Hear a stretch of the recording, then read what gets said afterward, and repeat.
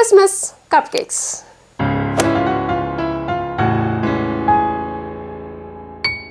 Hi, hello, வணக்கம். Dosa pizza உங்களை அன்புடன் வரவேற்கிறது. நான் காஞ்சனா ஜெயக்குமார். சுவையா சுலபமா எப்படி நம்ம கிறிஸ்மஸ் கப் கேக் பண்ணுறதுன்னு பார்க்கலாம். ரொம்ப சுலபமாகவும் பண்ணிடலாம். சின்ன சின்ன கேக்காக இருக்கும். சட்டுன்னு மாவை கலந்தோமா வச்சோமான்னு வைக்கலாம். வாங்க அருமையான இந்த கிறிஸ்மஸ் கப் கேக் எப்படி பண்ணுறதுன்னு பார்க்கலாம். இந்த கிறிஸ்மஸ் கப் கேக் அப்படின்றது வந்து ரொம்பவே சுலபமாக சீக்கிரமாக செய்யக்கூடிய ஒரு கேக் ஆகும். அதனால தான் வந்து இப்போ போடலாம் அப்படின்னு நினச்சேன்.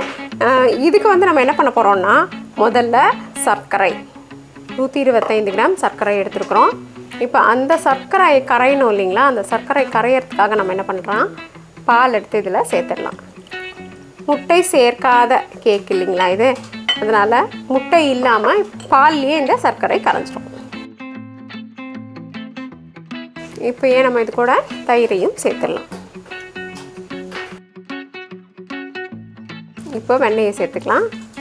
இந்த கேக் பொதுவாகவே இந்த கேக்குன்னு இல்லை, எந்த கேக்னாலுமே அளவுகள் ரொம்ப முக்கியம். இது இத்தனை பொருட்கள் இருக்கிறதுனால நான் என்ன தான் உங்களுக்கு அளவு சொன்னாலும் உங்களுக்கு வந்து அதை எழுதி வச்சுக்கணும், அந்த மாதிரி நிலைமை தான் இருக்கும். இப்பொழுது எண்ணெயையும் சேர்த்து அடிச்சுக்கலாம்.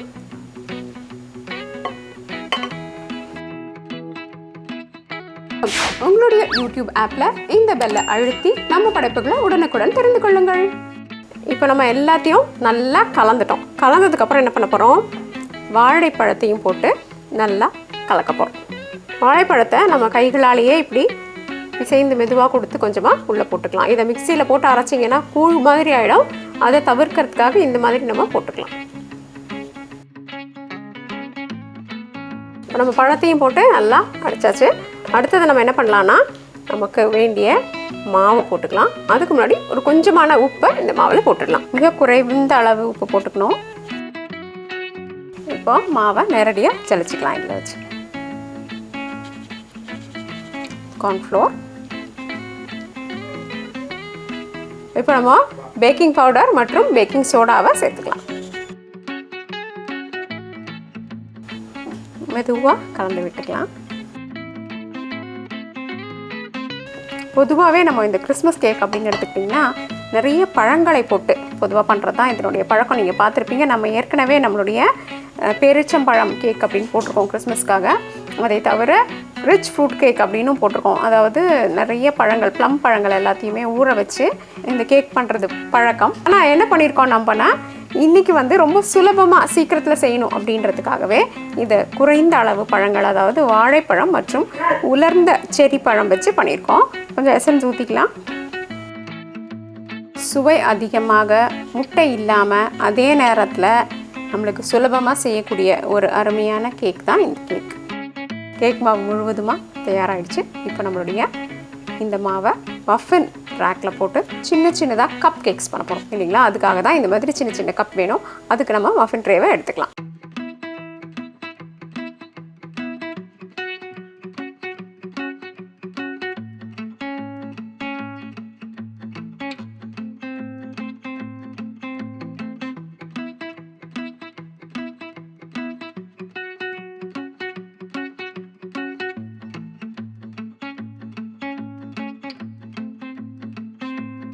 இப்போ நம்ம மஃபின் ட்ரேயில் மொத்தமாக மாவை ஊற்றிட்டோம். ஏற்கனவே நம்ம ஓவனை 10 நிமிஷம் முன் சூடு பண்ணியிருக்கோம். 180 டிகிரி சென்டிகிரேட் அல்லது 350 டிகிரி ஃபாரன்ஹைட்டில்.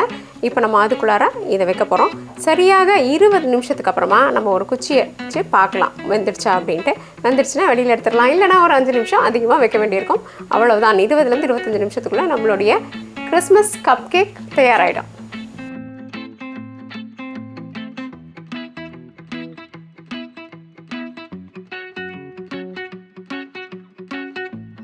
நம்மளுடைய அருமையான இந்த கிறிஸ்மஸ் கப் கேக்ஸ் பார்த்திங்களா, ரொம்ப அழகாக மிருதுனா அப்படி ஒரு மிருதுவாக வந்திருக்கு. உங்களுக்கு பார்த்தாலே தெரியும்னு நினைக்கிறேன். இப்போ நம்மளுக்கு இதுக்கு மேலே என்ன பண்ணலான்னா, நம்ம விருப்பத்துக்கு ஏற்ற மாதிரி கொஞ்சமாக ஐசிங் பண்ணலாம். அந்த ஐசிங் எப்படி பண்ணுறதுன்றதை ரொம்ப சுருக்கமாக இப்போ பார்த்துடலாம் வாங்க.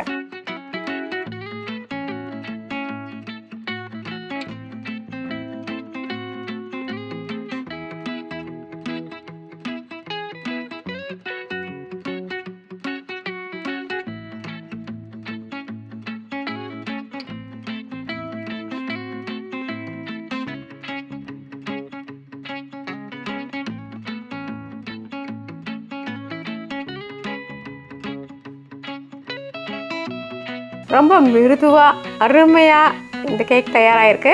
என் நண்பர்களே, இந்த அருமையான கிறிஸ்மஸ் கப் கேக் அல்லது மஃபின்ஸ் எப்படி பண்ணுறதுன்னு பார்த்தீங்க இல்லையா? நிச்சயமாக இது உங்களுக்கு பிடிச்சிருக்கோன்னு நினைக்கிறேன். நீங்கள் செய்து பார்த்து உங்களுடைய கருத்துக்களை எங்ககிட்ட பகிர்ந்துக்கோங்க. தோசை பீட்சா என்றென்றும் உங்கள் நாவிற்கு வைத்திருக்கும் நல்லதொரு சுவை. இந்த வீடியோ உங்களுக்கு பிடிச்சிருந்தா லைக் ப்ரெஸ் பண்ணுங்கள். தோசை பீட்சாக்கு மறக்காமல் சப்ஸ்கிரைப் பண்ணுங்கள் மற்றும் உங்கள் குடும்பத்தினர் நண்பர்களுக்கு இதை பகிர்ந்துக்க மறந்துக்காதீங்க. நன்றி, வணக்கம்.